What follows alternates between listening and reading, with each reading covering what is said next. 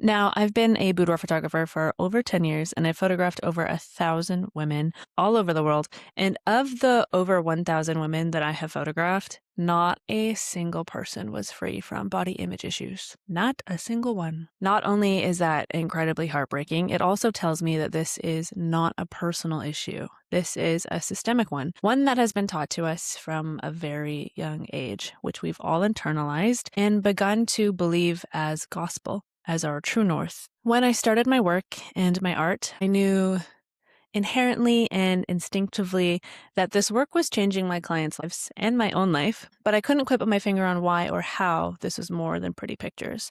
I just knew that it was. Over a decade later, I've been at the front lines of body image with my clients, and I've seen how negative beliefs about our bodies are more than just that. They are beliefs about our inherent self-worth and our value in the world.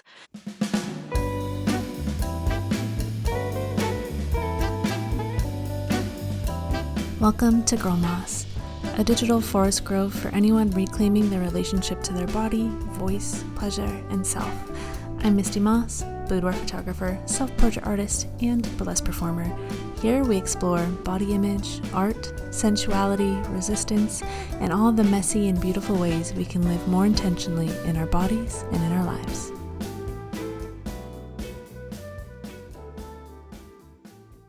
Hello, my loves. I would like to welcome you to the very first episode of Girl Moss. In a world that wants you tired and at odds with your body and with one another, I created this podcast as your invitation for a soft place to land, a digital grove for bodies reclaiming their right to rest, pleasure, and simply feeling alive in their skin again. It is a love letter to softness, to self-worth, and sensual rebellion in a world that profits from your disconnection from your body and from your life. Imagine this as your digital forest grove, a clearing in the internet that lets a little sun in.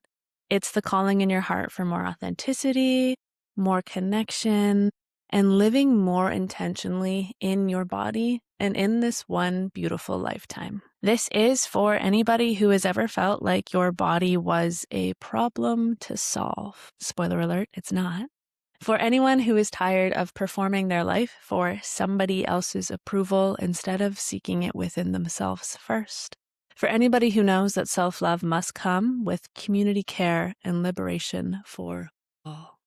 If you are new to my world, let me introduce myself. Hello, hi, I am Misty Moss, and I am, like most of us, a whole lot of things. But on paper, I am a boudoir photographer, a self-portrait artist, and a burlesque performer.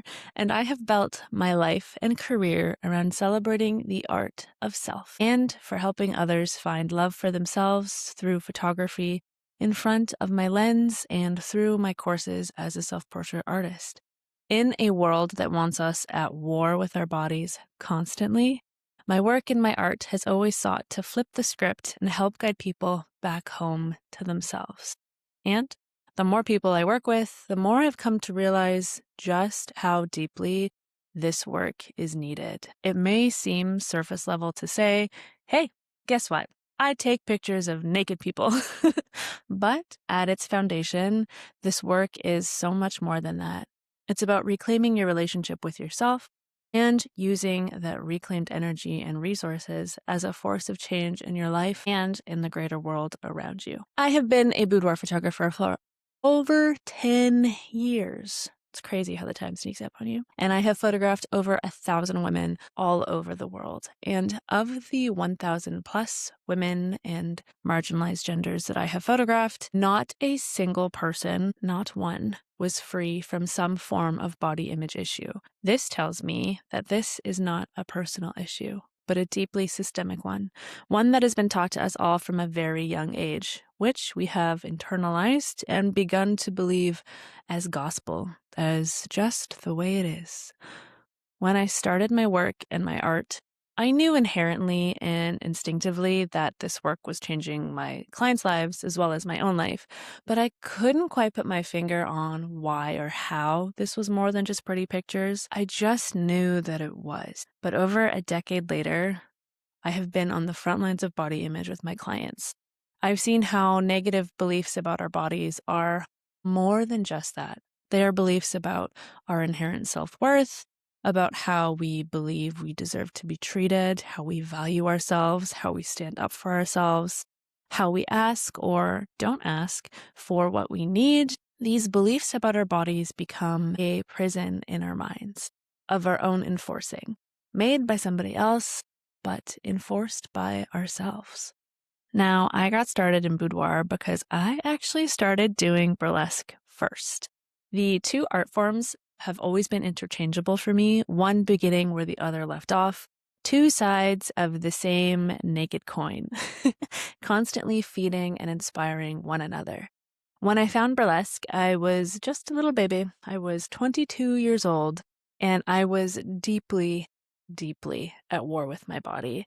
I was constantly struggling with body image. Through my entire childhood, I remember struggling with disordered eating, trying on diets like other kids would try on new coats. Does this one fit?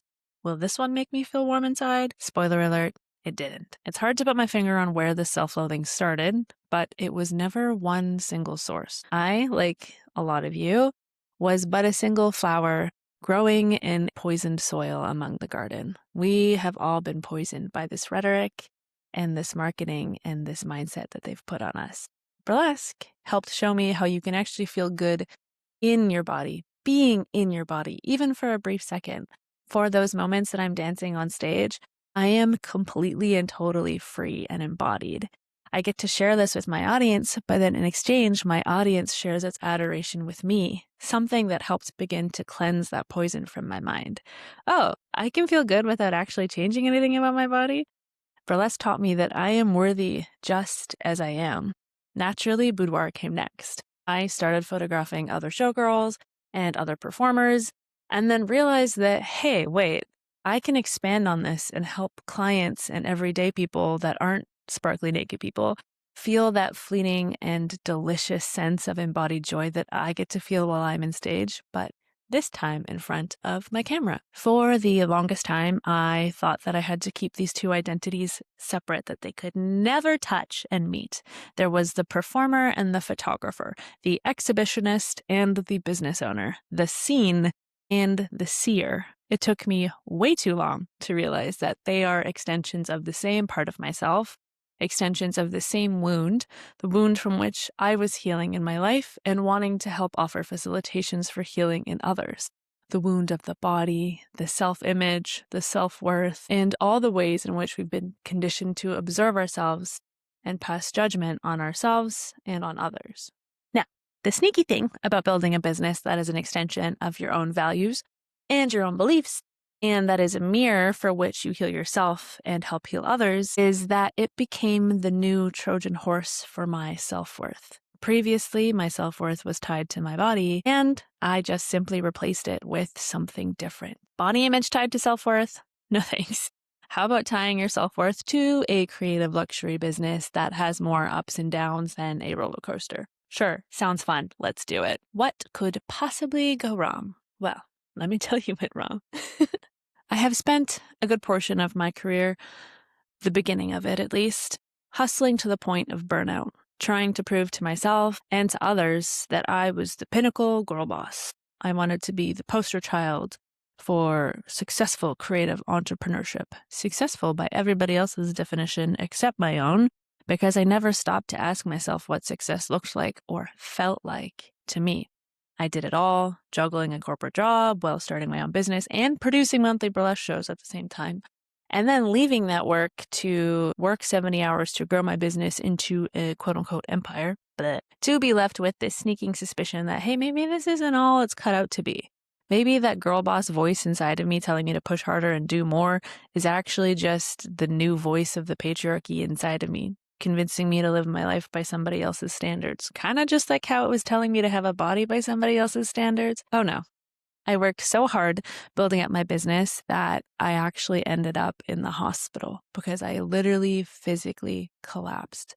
What I now know was the peak of that burnout, or the bottom of it, was my body trying to give me signs that I was trying to fit my life into somebody else's definition of success, somebody else's life, a blueprint that my very neurodivergent body could not and cannot keep up with. Now, the hardest part about trying to reel yourself in as a creative with a big dream is that I really love my work so much.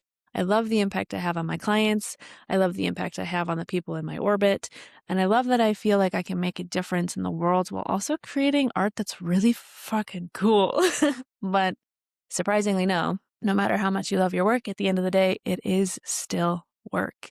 And there is still doing too much, pushing yourself too hard, and ignoring the signs of your body, even when they're flashing at you in neon colors. Reaching that point of burnout taught me a lot. It taught me that although my work is meaningful and a source of great pride for me, it is not my only purpose in life. It taught me to listen to my body more carefully, to follow my intuition, and to make space for rest. Because if I didn't, my body would make it for me. It also made me realize that the work I do with my clients is so much more impactful, so much more potent and rewarding for them and for me when I am well rested and at my best. I realized that boudoir was just a modality I use to connect people to themselves, but that through working with all of the people that I've worked with for almost a decade, I have learned so much that I feel deeply called to share in a more accessible way than just behind my camera through a boudoir session, which is what brought us to our podcast today. I wanted to share all of the lessons, big and small, that I've learned through being a boudoir photographer. What's left when you take the camera away? Why does it feel so good to get naked in front of strangers or yourself, celebrated in the vulnerability of sharing a body outside of the impossible margins of the beauty standard? And how do we unlearn the toxic beliefs about our bodies that have been marketed to us by a culture trying to keep us smaller and more controllable? What happens when we actually live in our bodies and our lives with deep intention? That, to me, is the definition of girl moss. The quiet but steady growth, reclamation, and integration of truths that we already know deep down in our bones. Girl moss is, as its name implies, a feminist reclamation of softness. The girl boss myth that we were sold, and I so heavily prescribed to, is dead or dying, and it has been retaken by the girl moss. This podcast is a soft place to land for anybody who has spent time living in a body affected by patriarchy. It's the breath of fresh air through your window after hours spent glued to your screen, doom scrolling. It's about reclaiming your right relationship with not just your body, but your favorite self, energy, money, society, and each other. We'll talk about body image, yes, but we'll also talk about sensuality, art, resistance, pleasure, feminism, love, being messy, being strong, and everything between and outside of those. This should come as absolutely no surprise, but as a photographer, I am a very visual person. When I think of the girl moss conceptually, I like to imagine a crumbling stone wall. I like to imagine that is the foundation of the patriarchy that we are currently living in. Late-stage capitalism, greed, workaholism, archaic beauty standards, everything that upholds the power dynamic of the patriarchy. And the walls are crumbling. We can see this today.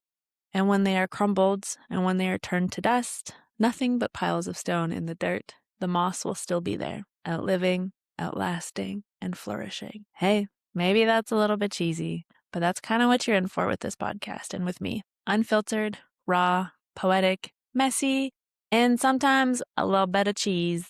I am, after all, a burlesque performer, and we love camp.